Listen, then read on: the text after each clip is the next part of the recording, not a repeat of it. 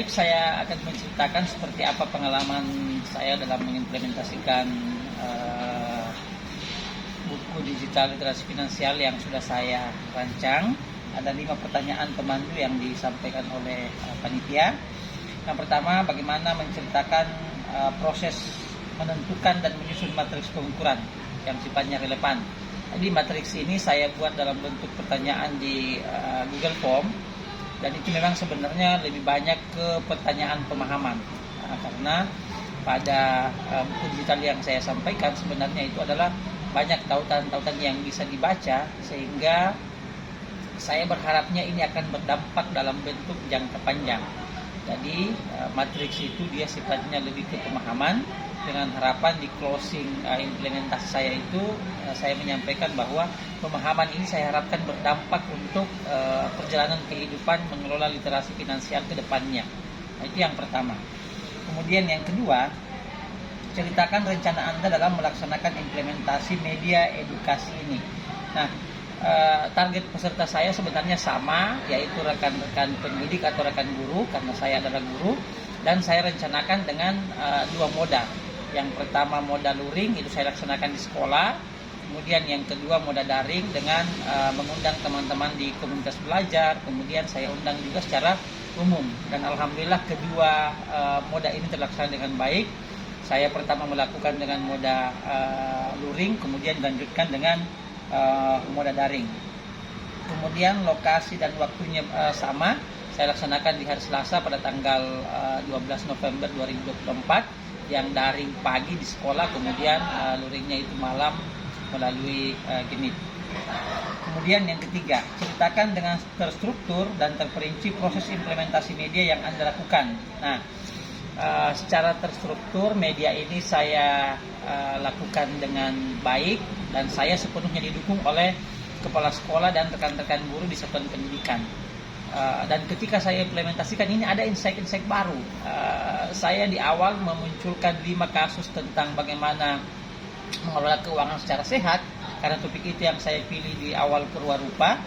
Dan ternyata memang ada perbedaan pendapat, perbedaan persepsi antara setiap kasus. Akan tetapi saya tidak memberikan jawaban penuh di situ, karena itu akan menjadi pengantar saja untuk masuk ke materi yang saya sampaikan. Jadi menarik. Kemudian di sesi akhir juga ketika saya tanyakan apa refleksinya, nah di situ juga muncul pendapat-pendapat dari peserta baik daring secara ataupun luring.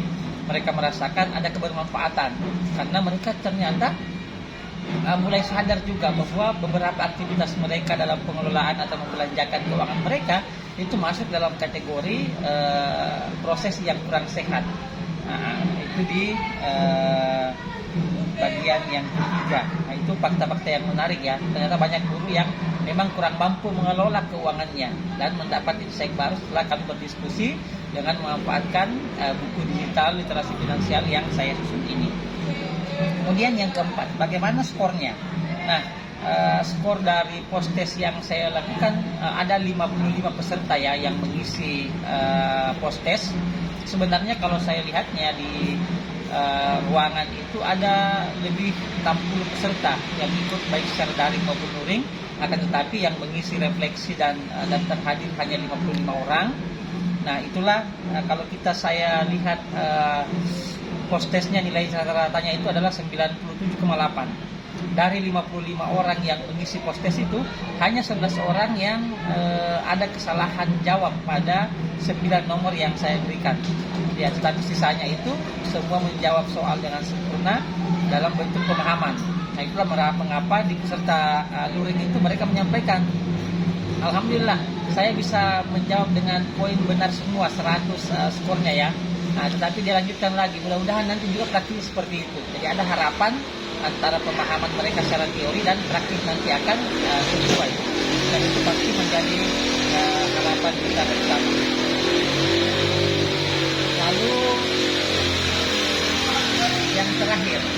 yang terakhir adalah berapa banyak peserta guru yang terlibat dalam implementasi media edukasi ini. Saya sudah sampaikan tadi ya, bahwa secara realitas sebenarnya ada lebih 60 guru yang ikut ya. Akan tetapi sesuai dengan data yang mengisi refleksi, yang mengisi post-test dan mengisi daftar hadir itu hanya 55, dan 55 itulah yang matriksnya saya buat dan akan saya laporkan kepada panitia. Saya kira itu saja video singkat saya menjelaskan atau menceritakan bagaimana proses ini yang saya lakukan, proses implementasi ini saya lakukan.